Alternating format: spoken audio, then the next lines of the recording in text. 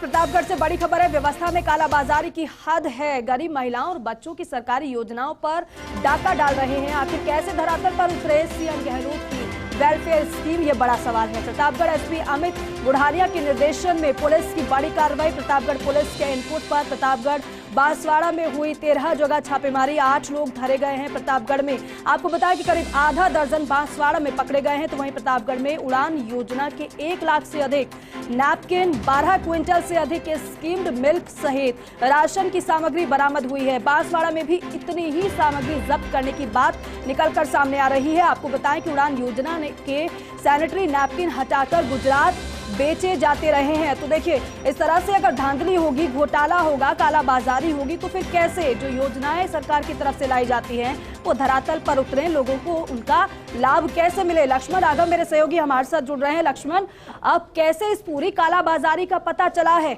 लेकिन ये बड़ा सवाल भी है कि योजनाएं तो सरकार तमाम ले आती है, लेकिन इस तरीके से अगर धांधली कालाबाजारी होगी तो फिर लोगों को राहत कैसे मिलेगी? फिर देखिए, निश्चित तौर पर आप जो कह रही हैं बहुत महत्वपूर्ण बात है और मुख्यमंत्री अशोक गहलोत और सरकार के सामने भी एक चुनौती है और तारीफ करनी पड़ेगी प्रतापगढ़ एसपी और उनकी टीम की, जिस तरह से इस कार्रवाई को अंजाम दिया है, जिस तरह से इनपुट जुटाए गए। मैं आपको बता दूं, इनपुट के बाद जो है प्रतापगढ़ और बांसवाड़ा दोनों जगह 13 जगह छापेमारी हुई, जहां पर सामान पकड़ा गया। इस बीच जो है कुछ एक जगह ऐसा भी हुआ जब इन लोगों ने अपने सामान को नष्ट करने की कोशिश की, लेकिन पुलिस मौके पर पहुंच गई।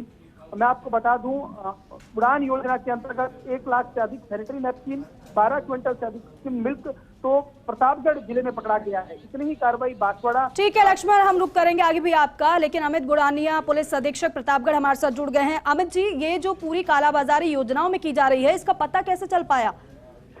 ये पुलिस को कहीं ना कहीं टेक्निकल और मानवीय आसूचना लगातार प्राप्त होती रहती है। इस पे जब ये आसूचनाएं प्राप्त हुई तो पूरा नेटवर्क का पता किया गया। जब पता किया गया तो पता चला कि मुख्यमंत्री बाल गोपाल योजना और आयन शक्ति उड़ान योजना, जिसमें किशोरियों और महिलाओं को सैनिटरी नैपकिन, उनके मेंस्ट्रुअल हाइजीन के लिए सरकार द्वारा मुफ्त में दिए जाते। मुख्यमंत्री बाल गोपाल योजना के तहत सरकारी स्कूलों के से बच्चे पोषण कमजोर है, उनको पाउडर मिल्क दिया जाता है ताकि उनके पोषण में सुधार हो।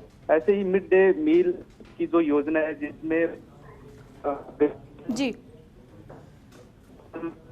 उसको ये कालाबाजारी कर रहे थे। बेसिकली वो सारी सामग्री स्कूल में बहुत कम मात्रा में पहुंच रही थी, बाकी सिर्फ रसीदें जमा होती थी और ये लोग फिर उनका पैकेट रिमूव करके या फिर पैकेट रिमूव कहीं बाहर होता और उसको इस तरह सप्लाई चेन को बाहर डाइवर्ट कर रहे थे।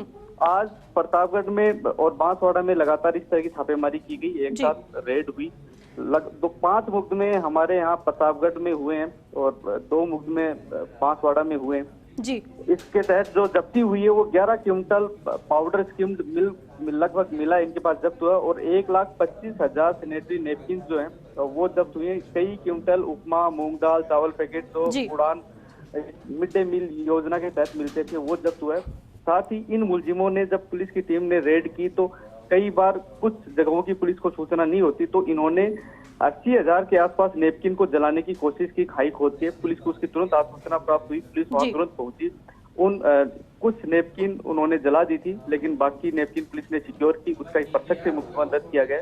तो इस तरह एक बड़ी कार्रवाई हुई है। इसमें लगभग हमने कोशिश ये की है कि ऐसे लोग जो सरकारी सिस्टम के साथ ऐसे लोग षड्यंत्र रच के और जो कमजोर तबकों के लिए जो सरकारी सहायता है उसका कहीं ना कहीं दुरुपयोग करते हैं, उसको विधि के दायरे में लाया जाए। अमित जी, इसमें पूरे मामले में कितनी गिरफ्तारियां अभी तक हो पाई है?